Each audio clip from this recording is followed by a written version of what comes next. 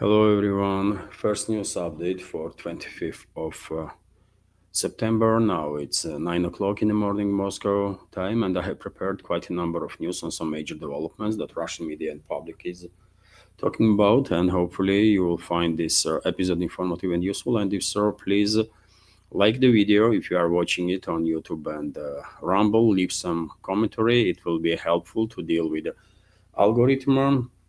Initially, video will be published on my Patreon and Boosty pages, and after a couple of hours on YouTube and Rumble. That's been said, dear friends. Without further delay, let's go through the news. And first report is coming from RIA Novosti news agency, which is based on Russian Defense Ministry's latest update that overnight air defense systems on duty intercepted 55 drones that was launched by Western-backed terrorist regime of Zelensky to strike deep into Russian territory, obviously with assistance of NATO. So, report is that from 11 p.m. yesterday to 7 a.m. this morning, air defense systems intercepted 55 drones overall over the Sea of Azov, over the Black Sea, Crimean Republic, Krasnodar Krai, Rostov regions. At this point, no reports, as you can see, dear friends, about casualties as a result of these particular night attacks or more or less significant damage. If any update on that, I will report about it during today's second news update, during the live stream that will be launched at 10 p.m. Moscow time on YouTube and Rumble channels of mine. Next news that I want to share with you is that according to RIA Novosti, there was explosions that rocked the Vinnytsia region last night. Russian armed forces were conducting long-range precise strikes on military and logistical infrastructure of the Kiev regime, also energy infrastructure, not just in Vinnytsia, but also, according to reports that I see this morning, explosions were heard in Dnipropetrovsk, Zaporozhye, Sumy, Chernigov, Kharkov regions. So there was a relatively large-scale Russian retaliatory strikes that was taking place. Of course, during the day we will learn some more about details of this attack, and during the second news update, I will share additional information on that. Also, military expert, according to TASS news agency, military expert Andrei Marochka reported that Russian armed forces entered the northern parts of Seversk. So Russian military personnel have taken over mine number 6 located on the northern outskirts of Seversk in the Donetsk People's Republic, where Ukrainian armed forces soldiers have established well-fortified positions with extensive supply systems. And this is not the first report about progress of the Russian armed forces in Seversk direction. Yesterday, I did share information about liberation of yet another settlement on the southern flank of Seversk. Also, earlier, I did report about work of Russian DRGs and even forward units of the armed forces in northern parts of Seversk. And now we have confirmation of this information about entrance of Russian forward units into northern part of the Seversk from Andrei Morochko. It is good to have more confirmations about information because we are not there, isn't it? And we cannot know for sure. And the only way to have a better understanding or good understanding of the situation is when you have multiple sources that are confirming same information. TASS news agency is also reporting about progress of the Russian armed forces in Kupiansk city. I mentioned this report yesterday during the live stream yesterday evening. But nevertheless, I think it's worth repeating that Russian troops have captured another 115 buildings in the city of Kupiansk in the Kharkov region. Information is coming from Defense Ministry. Earlier, Defense Ministry reported that some 65% of buildings in Kupiansk have been already liberated by Russian troops. It's a street-by-street, building-by-building fighting, and 5,600 buildings already is under Russian control, which is about 65%. 65% of the constructions in the city. So progress of the Russian armed forces in Kupiansk continues. It is a tense battle because It is very rare occasions when Russian defense ministry is talking about buildings that are under Russian control. So, and when it comes to street fighting, of course, everything counts, including buildings that can be used by any side as a fortified area. So progress continues, and I think it's a couple of weeks before servers will be fully liberated. Most definitely before end of next month, before end of October, I think Kupiansk will be fully liberated by Russian forces. RIA Novosti is also reporting, based on earlier information from Financial Times, that Kyiv regime needs another $23 billion to reduce funding gap in its budget. Well, quite a bigger volume of money, and well, we all know who gonna pay for this gap, isn't it? It's taxpayers of collectivist countries, primarily European taxpayers. And I guess a check gonna be much higher than 23 billion, much higher than that.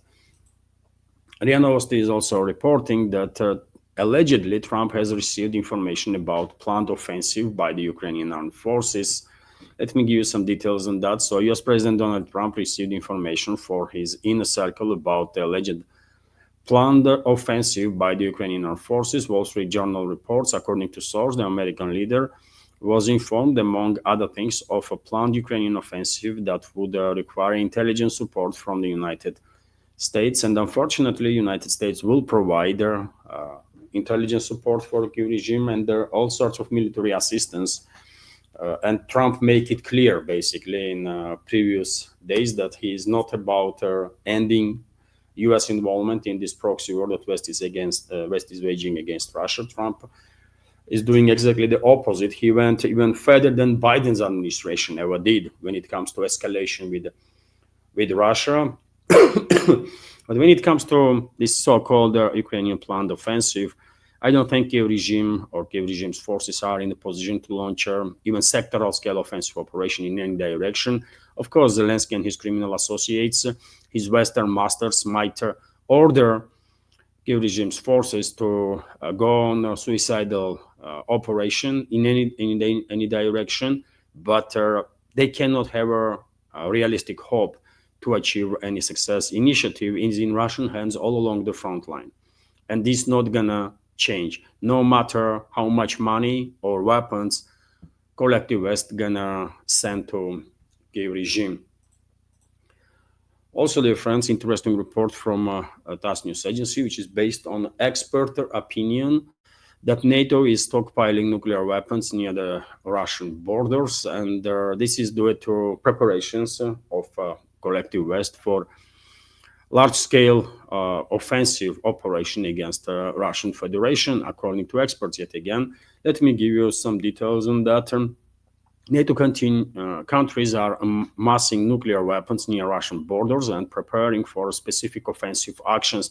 Alexander Stepanov, a military expert at their Institute of Law and National Security at the Russian Presidential Academy of National Economy and Public Administration, told the TASS news agency. We have quotes here. NATO is preparing for one-off provocations, but for a specific. NATO is preparing not for one-off provocations, but for specific offensive actions involving the massive use of high-precision, long-range weapons from the most vulnerable areas, while key Russian armed forces are diverted to Ukraine. Clear sign is the creation of conditions for the storage and deployment of nuclear weapons arsenals in our border areas in Finland and Poland, as well as the accumulation of and the development of tactics for the use of weapons of mass destruction, carriers, the airborne component. The expert noted, according to him, at the initial stage, it is possible to redeploy arsenals of B-61 thermonuclear bombs, which are currently located in Belgium and the Netherlands to the borders of Russia. The expert added that such actions could be dictated by the Washington, which is attempting to put pressure on Moscow. These steps reinforce Washington's chosen and already publicly supported policy of escalation and forceful military, political, and military technical pressure in our border regions. NATO currently perceives this as an effective tool for containing Russia, Stepanov said. And when I read this news, dear friends, first thought that come to my mind was my prediction about large scale or unprecedented scale of next phase of escalation that NATO countries will come up in relatively short time. And I'm not going as far to say that during the inevitable at this point, as far as I can tell, a large scale provocation from NATO, large scale drone and missile strikes against Russia, in which NATO troops will participate directly, and simultaneous terrorist attacks on Russia with the involvement of Western assets, massive cyber attacks, and potentially even attempt of NATO to conduct decapitation strike against Russia, Russian political and military leadership. I don't think NATO will go as far as to deploy nuclear weapons during this assault on Russia, that yet again seems absolutely inevitable at this point. But you never know. You never know. Western world is controlled and run by extremely irresponsible, to say the least, individuals, and anything to be expected, anything. And it is good that Russian expert society is working on this matter, and hopefully Kremlin has all the necessary information to take whatever steps are necessary to protect Russian society and Russian Federation. Yet again, from NATO countries, anything to be expected. Meanwhile, RIA Novosti is reporting that President of France, Macron, allegedly is against using force against Russian planes, despite the recent statement of Trump that he is in absolute support of shutting or intercepting and opening fire on the Russian planes if NATO countries will consider them to be danger, or to consider if NATO countries will consider that Russian planes are violating their borders. Trump basically invited globalist controlled regimes in Europe to go ahead with the more and more false flag operations. That's what that statement of Trump meant. And Macron was asked about it. And let me give you some details on that. Aimed unsubstantiated accusations against Russia of allegedly violating NATO airspace, French President Emmanuel Macron stated that her alliance countries should not open fire on Russian aircraft. Earlier, US President Donald Trump stated that NATO countries should open fire on Russian aircraft if they intrude into their alliance's airspace. We clearly see that these are tests. We will not open fire in response to this. I think our collective reaction to this is in a sense, reliability test was proportionate. Macron said in an interview with the RFI and France 24 TV. At the same time, French leaders stated that in the event of new provocations, it is important to respond a little more forcefully. He said it is necessary to demonstrate that NATO countries can both support Ukraine and continue to defend their airspace. At this point, dear friend, despite this particular statement of Macron that fire should not be open on the Russian planes, I think NATO countries, first of all, UK, British Secret Services, US Secret Services, they already have plans in place to actually open fire on the Russian planes. They claim that planes cross the border with these NATO countries. They are all about escalation. They are preparing ground for this. And only question I have, how Moscow will respond on that. I mean, really, at this point, this is the only question we can have, because hardly anyone has any doubts that globalists and globalist control regimes in collective West going to go ahead with more and more false flag operation, including hostile actions, kinetic actions, let's say, against Russian military and potentially civilian assets. And while Macron is saying that no, we're not going to open fire, well, seems like her head of European Commission, Ursula von der Leyen, is on a very different page on that. Shooting down Russian planes is on the table. She is saying European Commission President Ursula von der Leyen has said that their option of shutting down Russian aircraft if they will enter a NATO airspace cannot be ruled out following a series of alleged violations this month. My opinion is we have to defend every square centimeter or centimeter of the territory. Von der Leyen told CNN on Wednesday that means if there is an intrusion in their airspace after warning, after being very clear, of course, their option of shutting down the fighter jets that are intruding our airspace is on the table. And okay, try, by the way. It is so clear that NATO is going on the next phase of escalation that I don't think there is any need to comment on the subject. Yet again, only question I have personally at this point: how will Moscow respond on inevitable next phase of escalation that we're gonna see soon? Escalation from NATO sides. I think eventually Moscow will have no option but to retaliate, and to retaliate with such a force that globalists and their allies will have no option but to begin de-escalating. They will acknowledge that they have lost this proxy war that they are waging against Russia, and eventually they will capitulate. That's what is going to happen. Yet again, my personal opinion. We will see. Meanwhile, for this particular moment, if Western fighter jets that NATO countries are threatening Russia with, if those fighter jets are posing some threat to anyone, that anyone is first of all citizens of EU member states, because we have a update on recent information that one building was damaged in Poland when NATO countries were orchestrating that false flag operation with alleged Russian drones. Earlier reports, false reports, by the way, from Polish side, was that Russian drones struck this building, which was not true, obviously.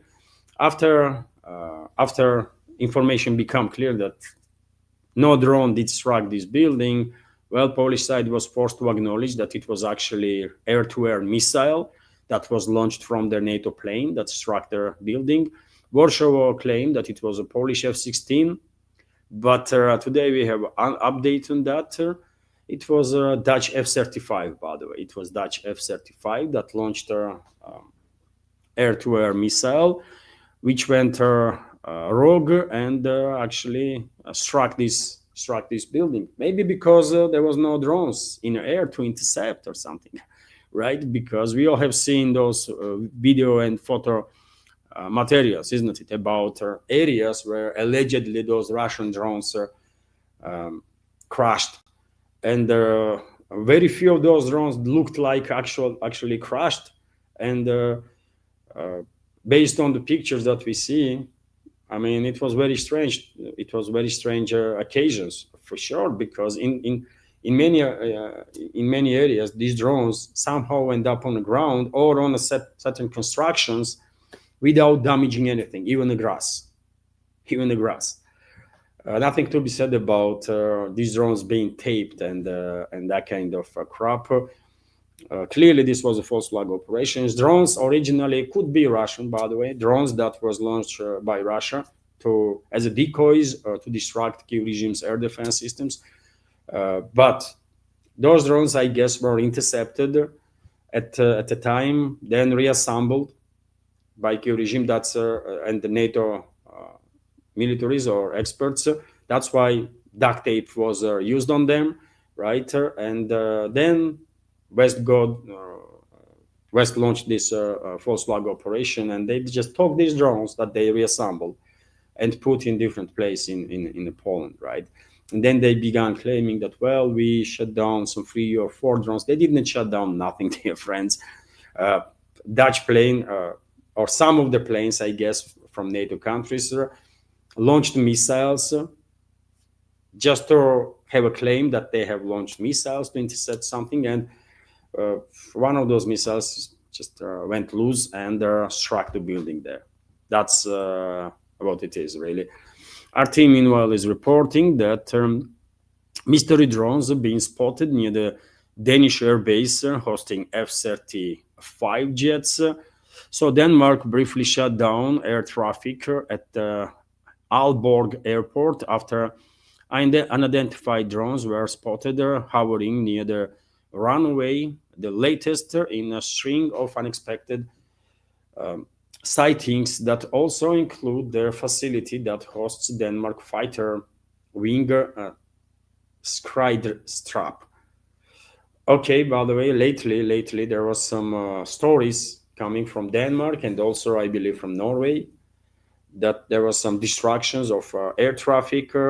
Airports were shut down because of some drones, and you guessed in which direction Western propaganda is pushing with these stories. Of course, they are blaming Russia. They are blaming Russia that it's Russians are using drones to disrupt navigation and this and that. It's a sickening. It's a sickening to watch. To see what is going on in the West, by the way, level of degeneration of the Western so-called media and public field is beyond limits, right? So therefore, I don't think at this point it's worth to waste our times any longer on this kind of stories. False flag operations day in day out. That's what Collective West is doing in their attempt to prepare the ground for the next phase of escalation with Russia. Globalists and their allies probably think they will achieve something with this next phase of escalation, but I have to disappoint them. If they will achieve anything, is Russian retaliatory strikes, Russian retaliation, after which they will have to capitulate. That's all. That's all. Meanwhile, dear friends, the topic of this U-turn of Trump still is discussed widely in the media worldwide. You all remember what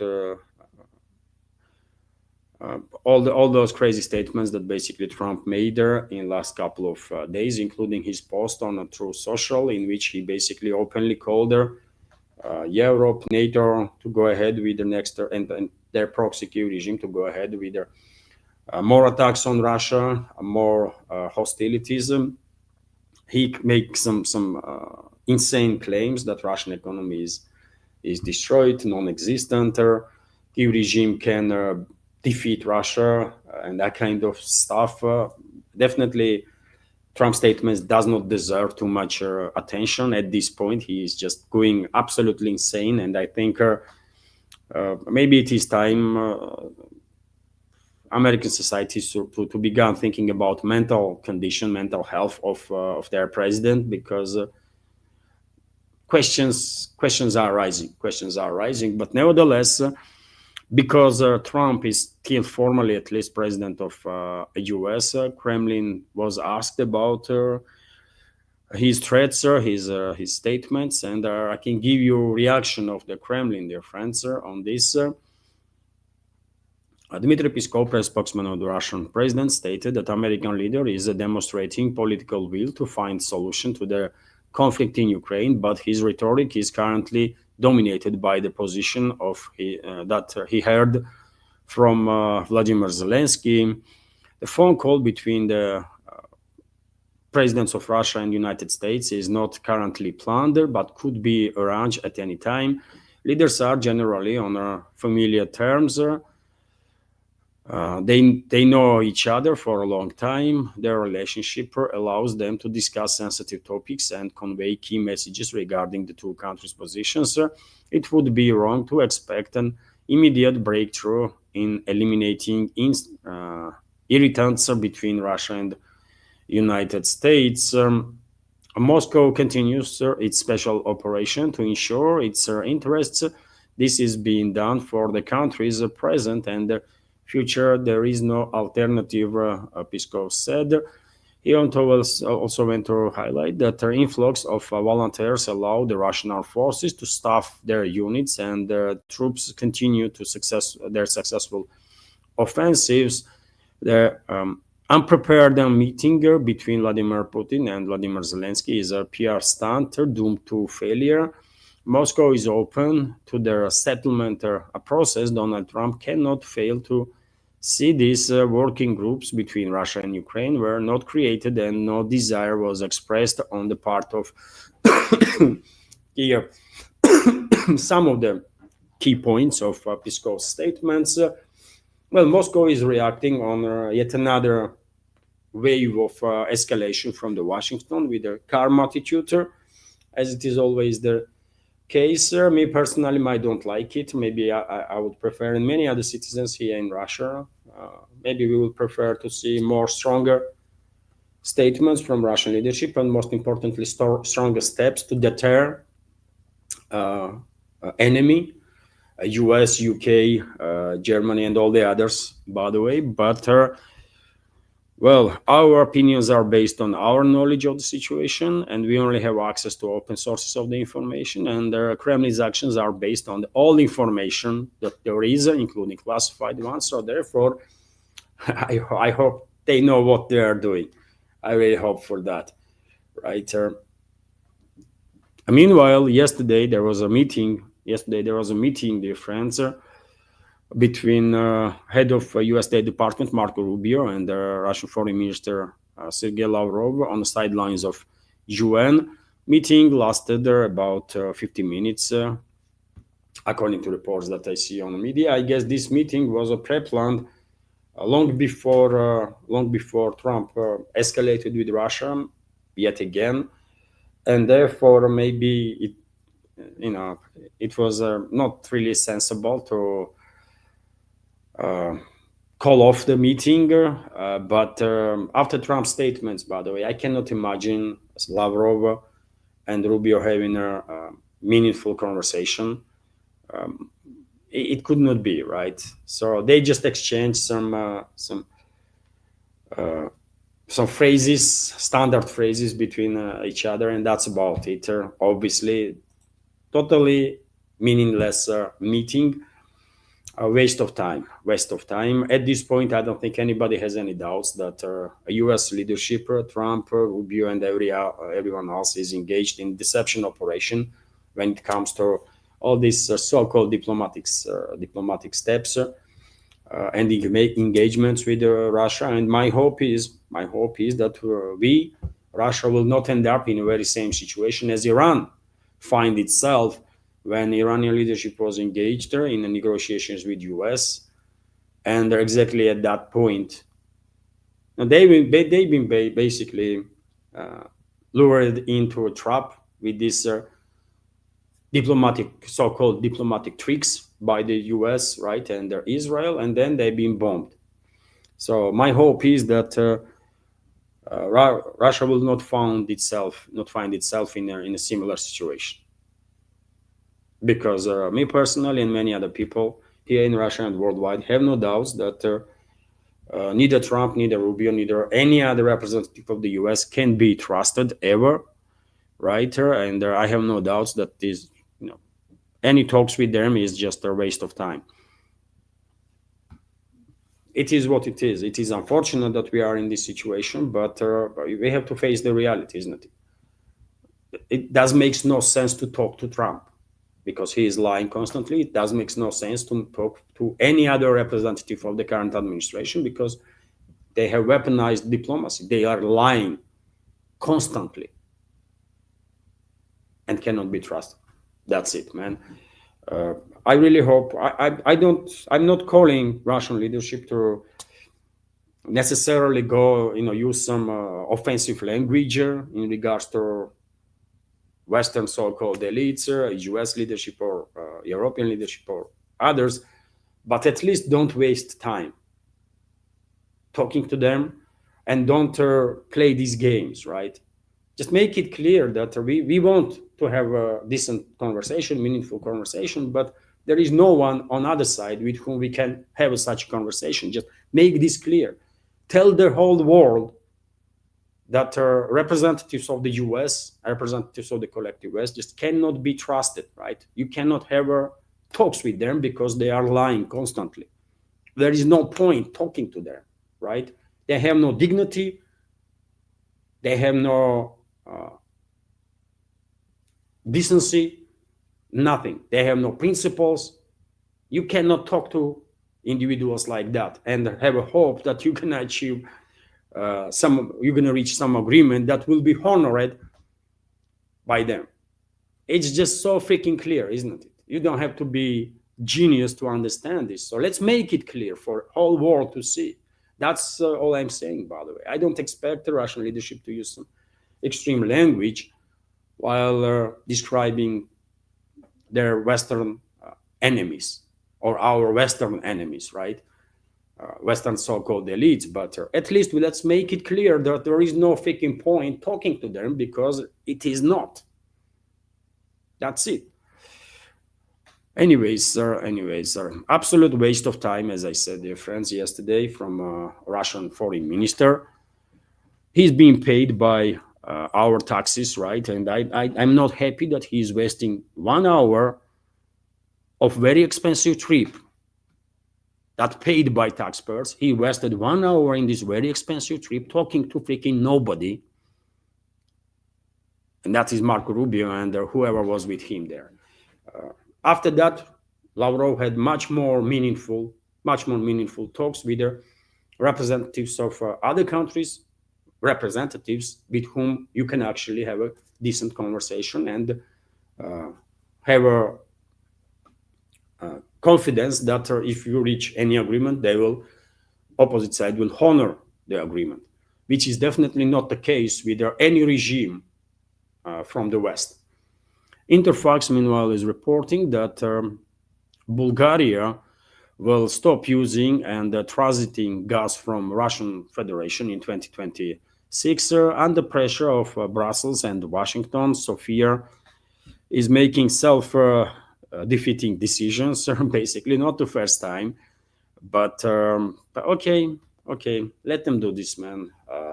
Who cares, man? Europe is doomed anyways, right? So these kind of actions will just fast track this process of total destruction and the elimination of the Europe. In 20, 30 years time, Europe gonna be really either not just even loosely relevant or completely irrelevant part of the Eurasian continent. That's the destination that Europe is heading for sure, and this process cannot be reversed. No chances. And I'm talking about most of the European states, by the way. They've been run with such elements that, anyways. RIA Novosti is reporting that Slovakia, meanwhile, has asked the European Commission to exclude it from the plans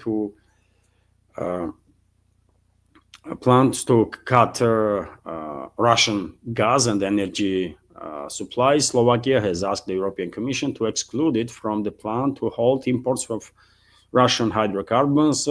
This was said by Slovak Foreign Minister Juraj Blaner. Okay, I don't think this will work. Of course, Brussels will demand all EU member states to do some self-harm and cut any ties with the Russian Federation, and that's what they're gonna do. Slovakia, Hungary, all the others, by the way, all the others.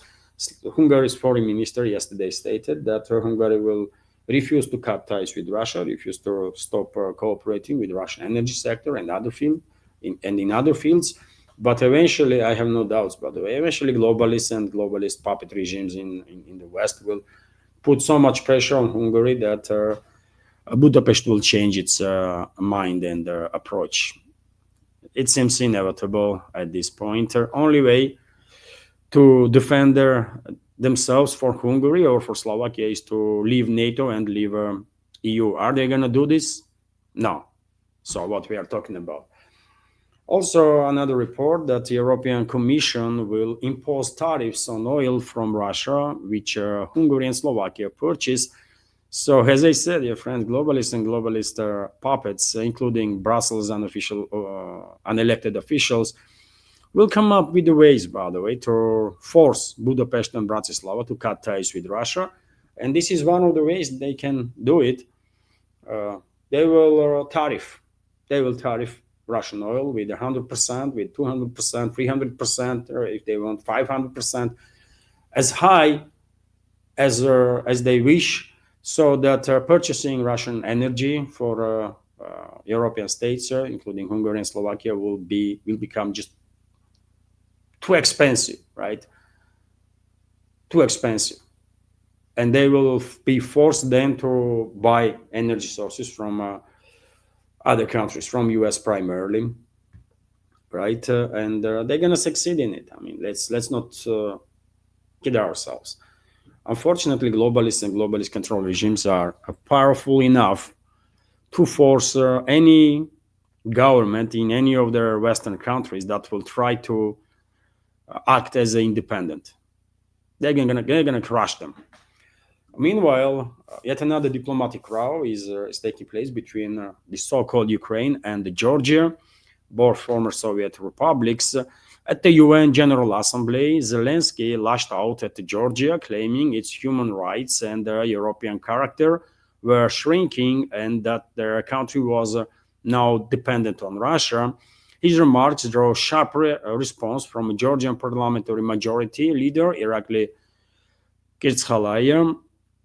And I have a quote here: before this puppet dares to insult us and openly call Georgia to go to war, he should wash his mouth out first and only then speak about our country.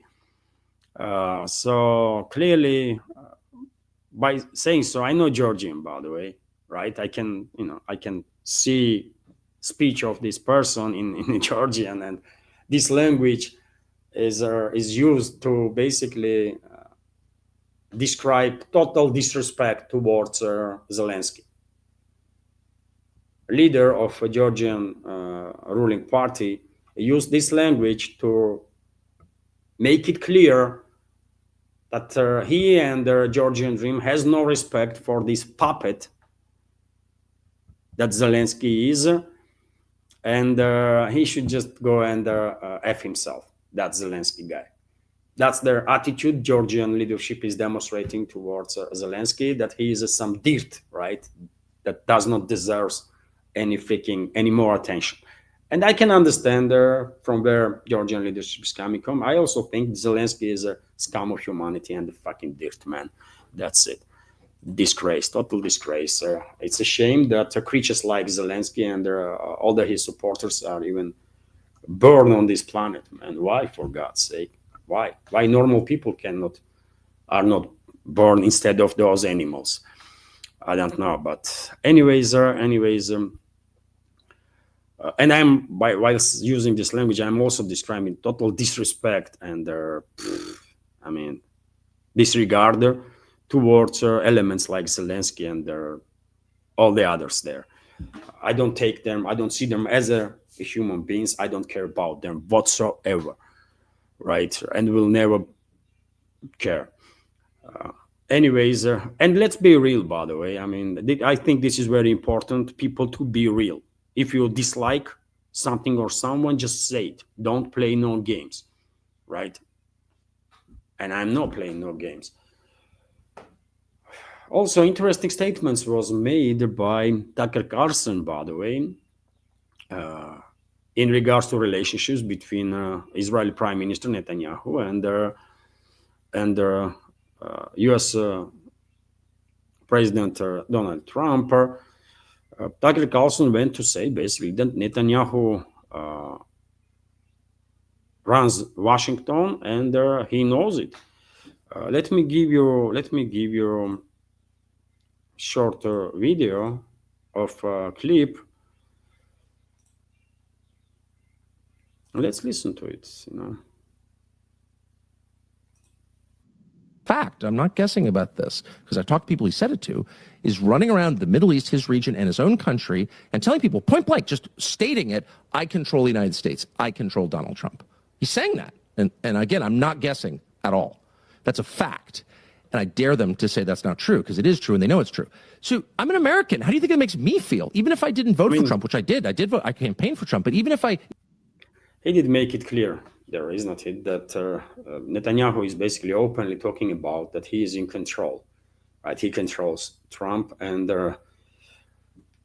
Tucker Carlson is quite sure what he's talking about there, and he's challenging anyone to challenge him, right, on this statement. And I don't think anyone gonna dare to challenge him. Probably he has some proofs of his statement. Not really surprising information from Tucker Carlson, not for me for sure. It is so obvious, by the way, that Israeli Secret Services, Zionists, Israeli lobby in the U.S. are pulling the strings there, and are in charge of a political system. If anyone has any doubts about it, I would just recommend to learn some more. That's it, really. Also, interesting report that from Prime Minister of Spain, Pedro Sanchez, that they will protect Gaza flotilla that is moving towards the Gaza Strip. He stated that vessels with all necessary equipment will link up with the Sumudra flotilla. Announcement came hours after Italy deployed a frigate to help this aid ships. Interesting developments are happening there.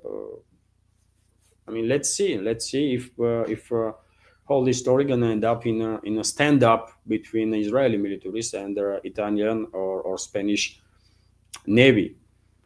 I don't think it will come to it. Maybe neither Italy, neither Spain will actually act on their statements, but who knows? They might. They might. We will find out soon. Also, interesting reports that from RIA Novosti that Iran claims its agents have infiltrated their Israeli nuclear facility.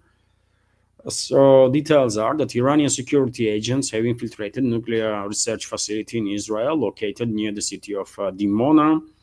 This was stated by Islamic Republic's intelligence minister Ismail Khatib. He went to say that Iranian intelligence has obtained a complete set of information, including their names, addresses, and the work affiliations of the 189 Israeli military experts and the nuclear physicists, as well as the projects associated with each of them. He added that the list is still being expanded, and well, of course, we cannot know. Well, is it true or is it no? Was Israeli nuclear program penetrated or infiltrated by Iran or not? But what we know is that videos are circulating, by the way, shared by Iranian media. Videos from, allegedly from nuclear facilities, به in طور Israel. چندین And this میلیون is the سند video, از by the way. اطلاعات نظامی و هسته‌ای و داده‌هایی از پروژه و مراکز حساس رژیم اشغال کرده Allegedly, these videos was made by خارج شد. از داخل some agents of IRGC. مراکز نظامی به شدت محافظت شده به محل‌های امن پیش بینی شده و سپس خروج از سرزمین‌های And at one point, you can see videos being made inside the facilities. Obviously, I don't know what this is, some warehouse or something. But yet again, let's see if Israel will react. By the way, I mean, strong claim from Tehran. But yet again, we need some more information, isn't it? Nowadays. So many sites are making claims about so many stuff that difficult to know what the hell is going on, really. And also interesting report that supreme leader of Iran, Ayatollah Khamenei, stated that Iran cannot negotiate on or reach an agreement with the United States, and that is because the side we are facing breaks their promises in every matter. They lie, issue military threats, assassinate people, and bomb nuclear facilities. So with a force like that, you cannot negotiate, which is true, by the way. That's what I was saying for how long now, that you cannot negotiate with the side that has weaponized their diplomacy. Diplomacy should be a tool to de-escalate, to achieve some agreements, to improve relationships, not for a deception. Diplomacy should not be used as a tool of deception, because once you start doing this, as US and Western collective West and Israel does, by the way, then you are losing trust completely. You no longer have a diplomacy at that point, right? And that's exactly where we are. And it's not just Iran that cannot have actual diplomatic relationships with the collective West, but the rest of the world too is in very same position. Any agreement that you might think you have reached with the US or other countries from the collective West is not really agreement. You're just being lied to, right? That's all. You have no agreements with the US. You cannot have agreements with the US or the collective West, because they will never ever honor anything that they will sign up for or promise.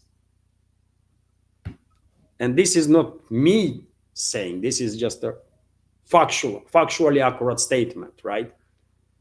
Factually accurate statement. And it's dozens and dozens and dozens of factual cases and actual cases when West broke its agreements. That's it. And also another topic, and I will end this first news update on that converted cargo ship turned special ops hub spotted near the Venezuela. US is further increasing its military presence off coast of Venezuela, and it is anybody's guess when exactly US gonna launch its assault on Venezuela. But at this point, this assault seems absolutely inevitable. On the sidelines of US, many leadership of many countries from South America expressed their concerns about escalation from American side towards the Venezuela. They called for the escalation, but of course Washington not gonna listen. Of course Washington not gonna listen. It's only a matter of time, and US will attack Venezuela directly, indirectly, in every way possible. And I don't think this can be stopped now. Best Venezuelan people can hope for, and Venezuelan government, is to receive as much weapons and munition as possible until US attack takes place, so that Venezuelan militaries and their mobilized personnel will have at least chance to fight back and cause some pain to the enemy. Right, that's it. And I guess Venezuela will receive certain military and intelligence assistance from number of friendly nations in the region and outside of the region. I think that's going to be the case, and this is it, dear friends, for today's first update. Hopefully you did find it informative and interesting. As I already said in the beginning, initially I will publish this update on Patreon and Boosty, and in a couple of hours time after that on YouTube and Rumble. And this is going to be case with the first updates, as long as I'm working with the current schedule with the programming. So if you like the video, dear friends, please click that like button, leave some commentary. This might help to reach wider audience. If you want to support my work, you can do it through several means. You can donate through PayPal or Boosty platforms. You can subscribe to my Patreon page or page on Boosty. Links are on this video in description box and in the pinned comment. And yes, that's about it for now. This evening at 10 o'clock, second news update during the live stream. So join if you can. Bye for now.